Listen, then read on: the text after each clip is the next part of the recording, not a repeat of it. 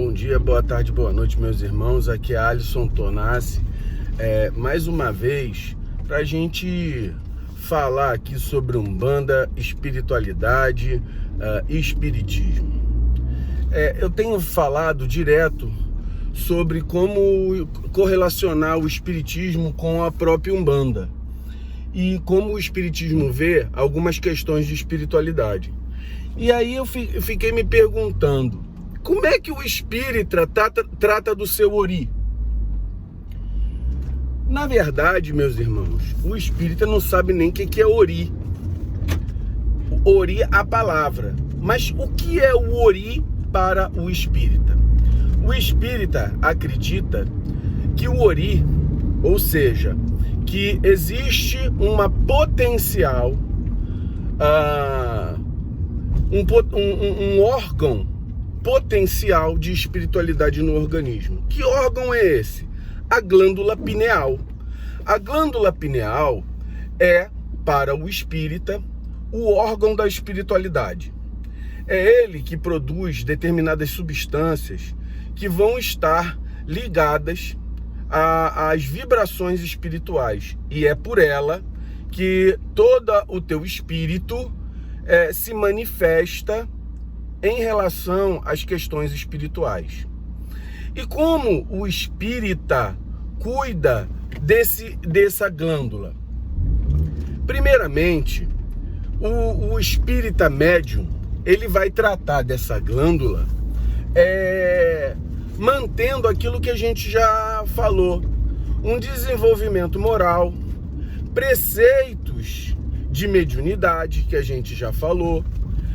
Ele também trata o seu ori com o desenvolvimento do seu estudo e conhecimento das questões espirituais. Ele também trata do seu ori quando ele se conecta ao processo espiritual. Então, o espírita, ele sempre, que é um espírita frequente de casa espírita, ele vai estar ligado ao espiritual quando ele assiste uma palestra e o pensamento dele vibra na espiritualidade. Quando ele está trabalhando na casa espírita e ele sente seus guias espirituais que levam a sua energia no trabalho. Quando ele está fazendo o evangelho no lar, na sua casa. Então, o espírita, ele não tem alguém que deliberadamente cuida do ori dele. Quem cuida do ori dele é ele mesmo, tá? A gente sabe que na Umbanda, quem cuida, existe uma pessoa, o sacerdote, o pai de santo, que é designado, que ele se propõe a cuidar desse ori do médium, que faz parte da sua casa. Porque também ali nós nos consideramos uma família.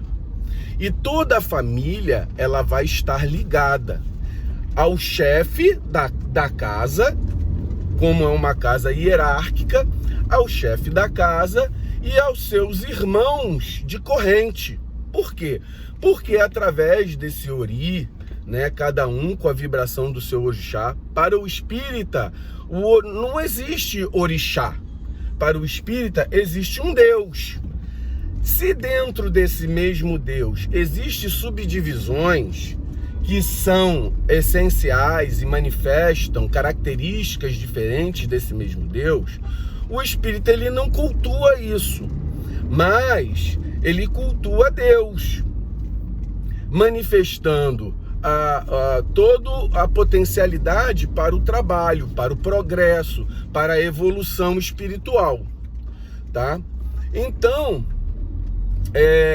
quando eu comecei na Umbanda, eu achei um pouco estranho, porque foram 30 anos de espiritismo, em que a responsabilidade de cuidar de mim mesmo era minha, tá? Mas ao mesmo tempo, e eu ainda acho que é assim, mas no sentido do seguinte: olha, eu sou responsável por mim mesmo. Eu sou responsável por mim mesmo no sentido de eu tenho que cuidar de mim com verdade. Eu não vou ficar mentindo para mim, olha, eu tenho que fazer um preceito. Ah, eu falo para as pessoas que estou fazendo preceito e não estou fazendo. Eu tenho que cuidar de mim, me elevando espiritualmente, mantendo a minha vibração mais alta.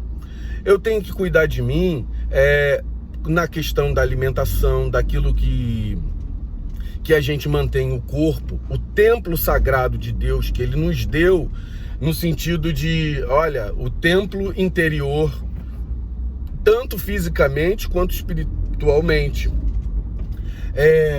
Eu continuo achando isso. Mas quando eu entro dentro de uma estrutura que é hierárquica, a gente também entra ali uma ligação que no espiritismo muitas vezes não tem. A gente entra dentro da casa espírita, a gente considera algumas pessoas, mas ali você tá... Veja bem, você entra numa casa, tem o dirigente espiritual, opa, tudo bom?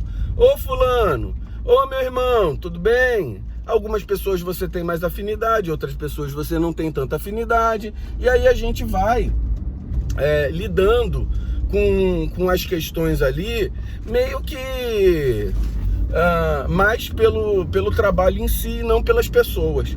Quando você vai pro terreiro, você já vê uma coisa mais pessoal. E eu acho que isso também, ela tem uma vantagem. Tudo na vida tem vantagens e desvantagens, mas eu vou falar da vantagem. A vantagem é a gente lidar com pessoas, vivenciar as pessoas como o ser humano que elas são. Eu não vou ver lá no espiritismo, você às vezes olha muito as pessoas e as pessoas se mostram diferentes do que elas são na vida real. Por quê? Porque elas são hipócritas? Não! É porque a gente está indo numa casa para treinar quem ser melhor. Então, muitas vezes eu vou me portar dentro de uma casa espírita melhor do que eu me porto na rua. Eu não vou falar um palavrão, eu vou tá indo lá, não é para me estressar.